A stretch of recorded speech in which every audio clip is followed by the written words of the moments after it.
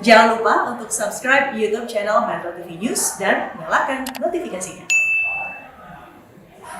Dan pemirsa, untuk membahas bagaimana rencana penyelenggaraan ibadah haji tahun 2020 ini, kami akan membahasnya dengan Duta Besar Republik Indonesia untuk Arab Saudi, Agus Maftuh Abi Gebrel. Assalamualaikum Pak Agus. Waalaikumsalam warahmatullahi wabarakatuh, Mbak Vera. Ya, Pak Dubes, ini kan kloter pertama calon haji sudah tiba sejak 25 Juli kemarin begitu. Lalu ada berapa jumlah jamaah haji tahun ini dan berapa yang ekspatriat Indonesia yang mengikuti ibadah haji?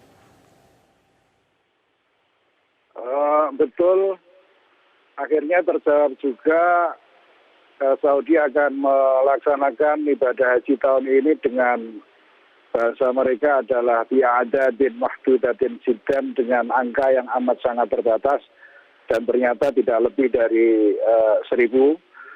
Betul terkonfirmasi bahwa tanggal 25 kemarin semua jamaah haji dari semua provinsi yang sudah lolos seleksi berangkat dengan pesawat yang digratiskan semua oleh pemerintah Arab Saudi menuju Jeddah. Kemudian terkait dengan berapa WNI yang lolos seleksi ini, informasi yang sampai kepada kami pada hari ini baru 3 orang, 1 orang laki-laki dari Riyadh yang kebetulan adalah guru dari Sekolah Indonesia Riyadh, dan yang 2 orang perempuan dari provinsi Makkah. Untuk WNI yang lain kami belum mendapatkan informasi. Berdasarkan informasi yang saya terima dari seorang guru sir yang sekarang di karantina di hotel Four Point yang ada di Makkah Al-Mukarramah atau di kawasan Aziziyah dekat Mina, kira-kira sekitar 9 km dari Masjidil Haram. Mereka semua mendapatkan 1 kamar setiap orang dan tidak boleh keluar dari kamar. Ada aturan kalau mereka keluar dari kamar maka akan dipulangkan dan juga akan tidak bisa melaksanakan ibadah haji. Jadi untuk sementara WNI yang bisa melaksanakan ibadah haji tahun ini hanya 3 orang yang datanya sampai kepada kami.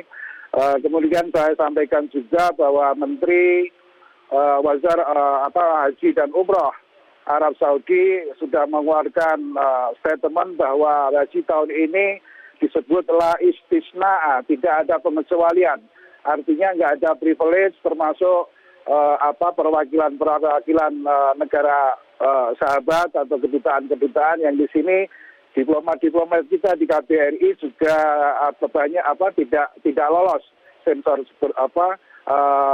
verifikasi jamaah haji tahun ini karena salah satu syaratnya adalah belum pernah menunaikan ibadah haji, kemudian yang kedua usia 20 sampai 50 tahun. Begitu Mbak Vera.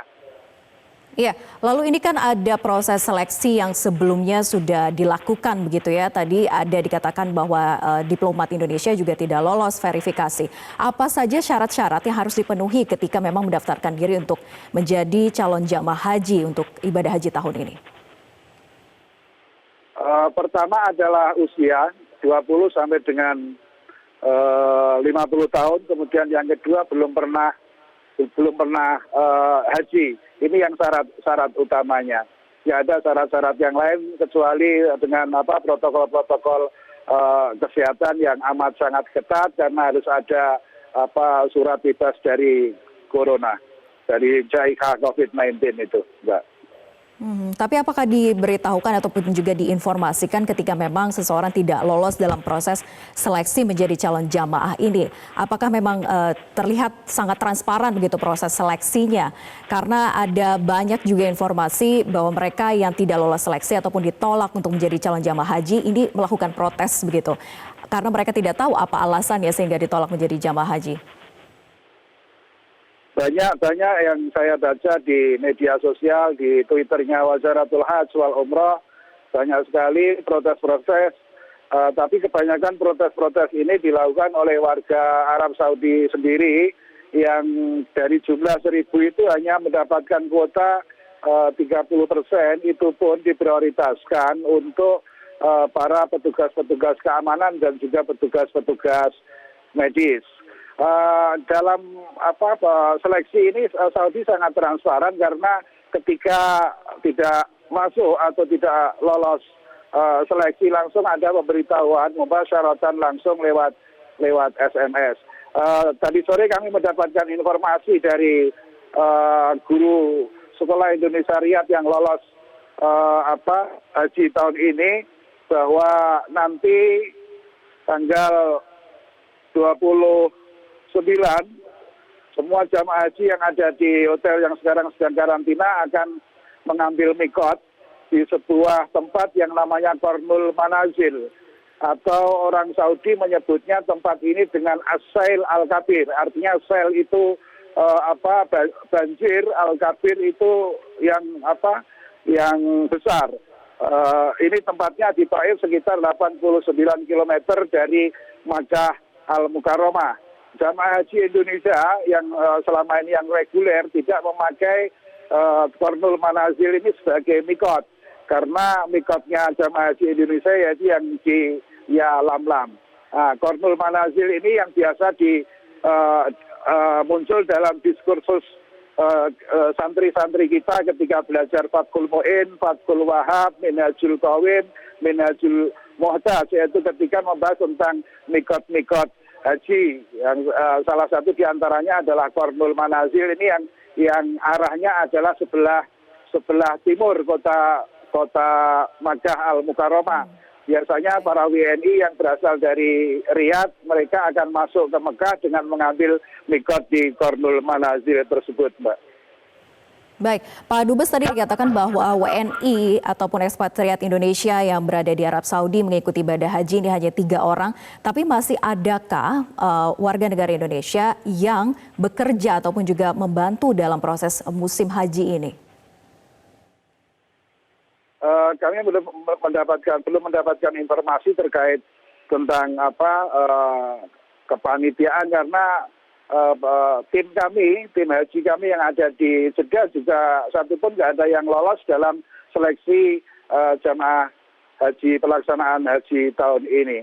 Jadi sepertinya semua kepanitiaan ini dihandle langsung oleh Saudi, termasuk proses penjemputannya dari bandara Riyadh, bandara Abha, bandara Najran yang ada di paling selatan, kemudian bandara Al-Jauf yang ada di paling utara, yaitu sebelah timurnya Yordan. Semua ada petugas-petugas khusus dengan protokol-protokol yang amat sangat lengkap. Kami informasikan juga, Mbak, bahwa tadi siang Saudi melakukan Grand Hajj Symposium atau Nadwatul Hajj Al-Kubra, sebuah pertemuan membahas tentang haji yang pada tahun ini yang ke-45, dibahas tentang penanganan virus corona dalam perspektif At-Tibbun Nabawi, atau hadis-hadis yang berbicara tentang kedokteran. Itu, Mbak Vera.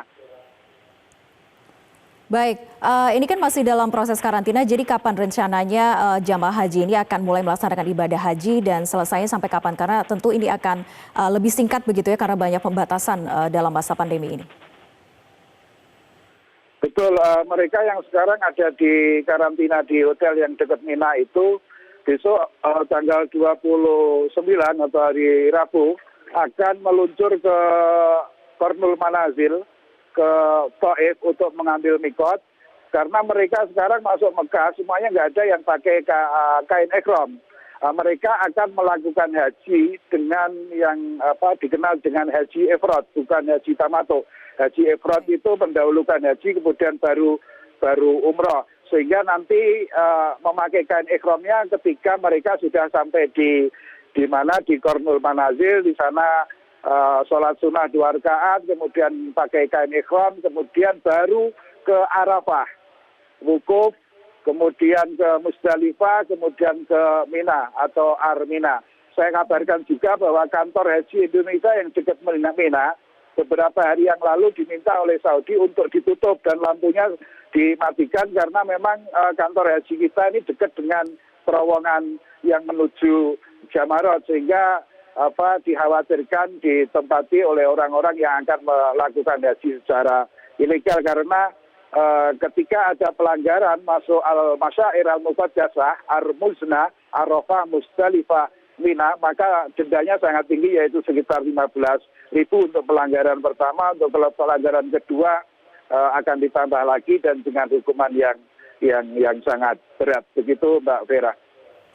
Baik, terima kasih Duta Besar Republik Indonesia untuk Arab Saudi Agus Maftu Abi Gebrel atas penjelasannya dan bergabung bersama kami di Metro Pagi Prime Time. Terima kasih. Wassalamualaikum.